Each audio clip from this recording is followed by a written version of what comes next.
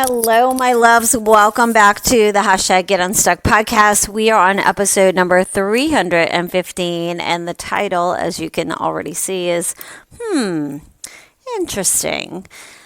The power of not reacting when the drama shows up. So, welcome back to the podcast. My name is Heather Newman, and over the last few episodes, we talked about something I call the leave the drama at the door philosophy. We talked about, if you haven't listened yet, please go back and listen. But we talked about trusting the icky feeling, recognizing how sneaky drama can be, and ultimately raising your standards enough to leave it at the door. But today I want to talk about the moment that actually tests you, because recognizing drama is one thing and handling it in real life is another. And the truth is, drama almost never shows up the way that you expect that it would. It doesn't walk in like announcing itself, like, hey, I'm full of drama. It usually arrives disguised as a conversation, just a simple conversation or concern or just talking. And that's where most people get pulled into the chaos without even knowing it. Today, I want to talk about one of the most powerful responses that you can develop, a response that protects your peace without creating more drama. And the response is super simple. I've shared it with you before, but it's actually, I said it was one word, but it's just these words. Interesting. So let's kind of break this down into sections. If I were to do that, the first section would be called something like the moment drama appears. Let me give you a real life example. I'll change the name to protect their identity, but many of you will recognize this type of situation immediately. There was someone at the gym. Let's just call her Lisa. And if your name's Lisa, I'm not talking about you. I'm fictitiously making up this name to protect identity. So Lisa had this pattern. She always seemed to have some kind of story about somebody else. Someone did something wrong, or someone said something really offensive. Someone wasn't behaving the way she thought they should. And the conversation would always start the same way. It sounded completely harmless. It sounded like she was just being a friend and she was just venting, or curiosity, or even concern. But what was really happening was something so different, and I could see straight through it. She was trying to recruit an audience, because drama needs attention to survive. And if you participate in the conversation, even just a little bit, you become part of the environment that feeds it. Now, in the past, I might have engaged. I might have asked more questions, offered my opinions. But when you start raising your standards and protecting your peace, you start to see these moments differently.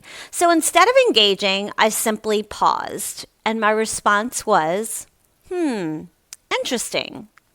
And then I moved on. No analysis, no debate, no emotional reaction, just a little distance. And I wasn't being disrespectful. So if you ever hear me say interesting to you, sometimes it's just my brain putting things in certain buckets and trying to organize some things. Because if you know me, I'm a complete squirrel. I've diagnosed myself with adult ADHD, and it's just not bringing an emotional reaction to the situation. So if I were to call this another section, section 2, I would call the next section why this simple response works. When you say, interesting, you're doing 3 really powerful things. First of all, you are not validating any drama. Second of all, you are not attacking the person, which would create more chaos. And thirdly, you're removing the emotional fuel from the conversation. Drama survives on energy, reaction, attention. The moment you stop providing that energy the conversation loses momentum. And eventually, people learn something very important. You are not the audience for that type of behavior. And for another section, let's call this section, what are we on? Section 3. I'm going to tell you a church story. This is a real life, very hypocritical example. And it's kind of gross, to be honest, but I think here's a good spot to share it. So let me give you another example that really stayed with me. And this one isn't about the gym. This one is about church.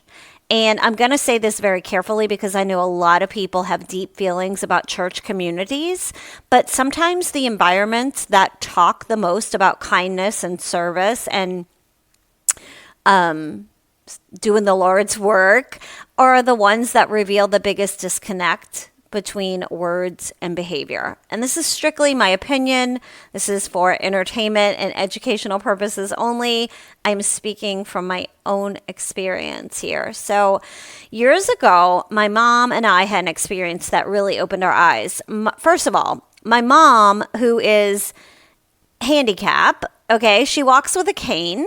She is in her 80s. She had volunteered her time, energy, and money to help with food for a little church event. And it was actually a Bible school, so that will narrow down kind of what I'm talking about here. It was a Bible study. Yeah, it was a Bible school. So it was for the kids. So she spent time preparing things. She loaded everything into her car, which may take us maybe 1 or 2, 3 little shuffles back and forth to the car. But for her, she's got a cane in one hand. I was not there on this day to help her. She did all of this by herself. She was carrying whatever she had to carry, bringing it to the car one by one tray by tray, one bag by bag, walking with a cane. So anyway, you get the idea. She showed up to contribute because she genuinely wanted to help from her heart. And she was kind of new to this church. This was a church that my aunt had gone to and said, well, maybe you should come here, if you're looking for a community or support or just a little bit more in your faith. And so my mom, this is how she got affiliated a little bit with the church. But she, at this point, did not know anybody. She really hadn't met anybody. She just knew that they needed help, and she decided to do her little part. And anyway, when she arrived, this made me so angry. Her arms are full. She's got the trunk open. She's got a little bit of a piece to walk because the parking lot is kind of far from where you need to go. And she wasn't really sure where she needed to go. So there again was another walk with the cane to figure out, where am I supposed to go? Well, meanwhile, there were these women. There were these women just kind of standing around and not really. They weren't busy. Let's just say that. Not one of the women standing around offered to A, help her carry anything, B, say, hi, are you here for the Bible school? This is where drop-off is. They just didn't, not one person acknowledged her. Not one person opened the door. Not one person offered to grab a dish. Not one person said, let me help you. And there were more than a couple women around. And my mom, walking with a cane, had to struggle bringing every single thing in herself. That moment, you guys, that stayed with me. My mom was so upset. I know she was on the verge of tears because she felt like she was doing something helpful, and yet that's the response. That's how it came across for her. So sometimes people talk about values much more than they actually practice them. And that's the message. And when you see that kind of disconnect, it gives you a lot of information. It gives you awareness, not necessarily something to fight about, but something to notice, something that might have you pause and say, interesting. So in the next section, let's call it section 4, there's a place for your, no, I'm not going to do that. I'm going to go ahead and talk about another real life example. Excuse me here. I'm not editing this. So I want to talk about another moment where someone who publicly preached kindness, community, holiness behaved in a way that was the complete opposite. I'm not going to go into great detail, but it's another moment where I just thought, interesting. This, I'm not going to give it a name. It's going to be really quick. And basically, it's just someone that practices online scripture, encourages people sometimes to have faith, come to her church, all these things. And this same person has deliberately done some things that were very hateful to me personally.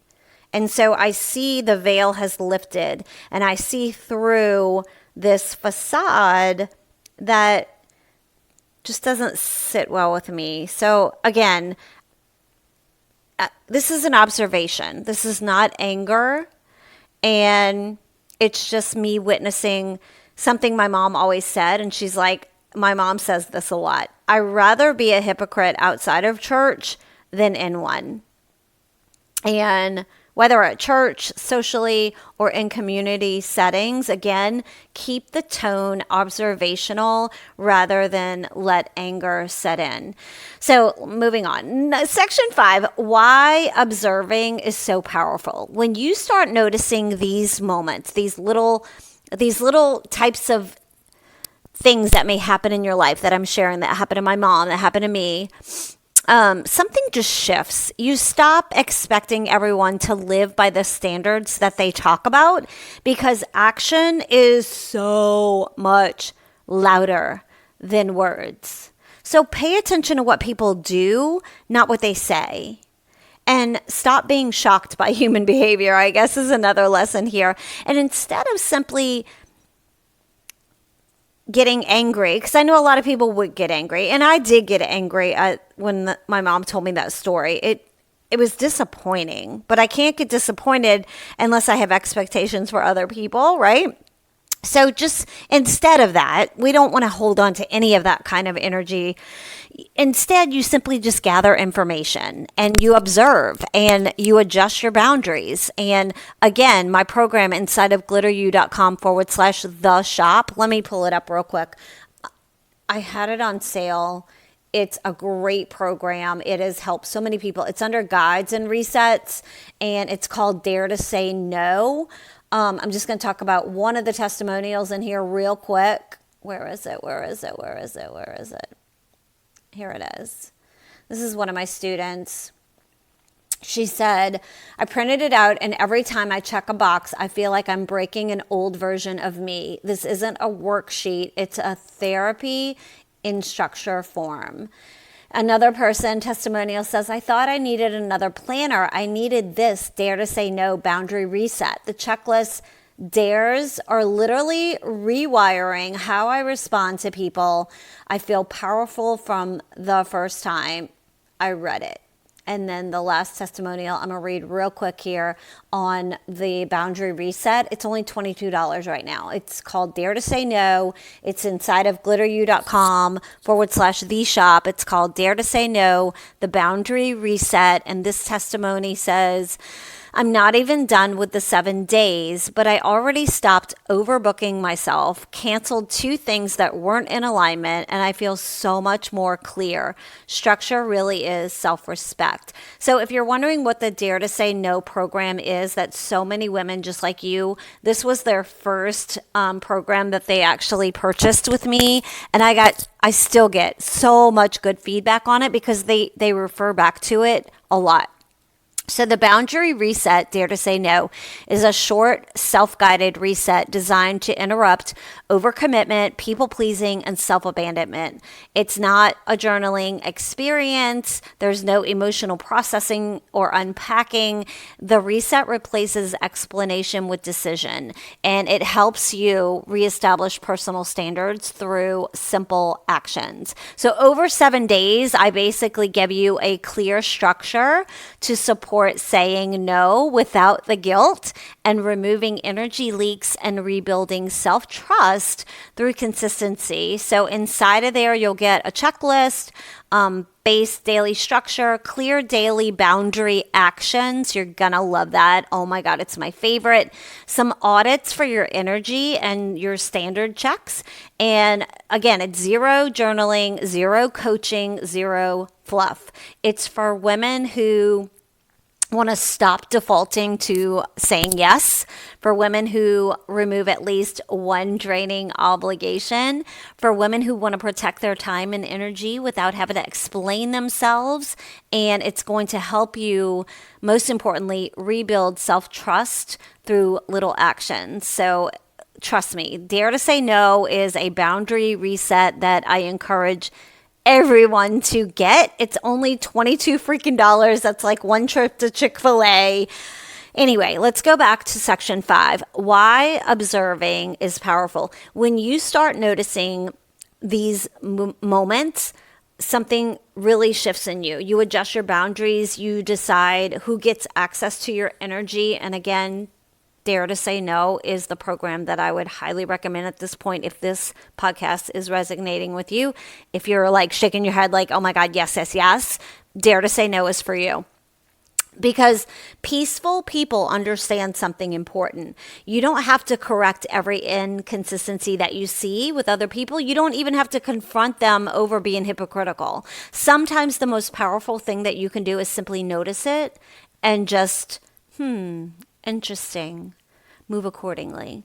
So the women who move differently don't chase peace. They protect it. They trust the icky. When you feel the icky, trust it. They stay in their own lane. And when drama tries to enter the freaking room, they simply leave it at the door. Or sometimes you just smile and say, interesting, and keep on moving. So in the next episode, we're going to talk about another phrase that sounds super simple, but can completely change your life. It's stay in your own lane. I say this a lot. If you take one of my live classes with me, I say eyes on your own paper, stay in your own lane, because a lot of drama exists for one reason. People are constantly managing things that were never their responsibility to begin with. And learning to stay in your own lane might be one of the most freeing things that you ever freaking do. So I will see you next time. Talk to you later. Bye.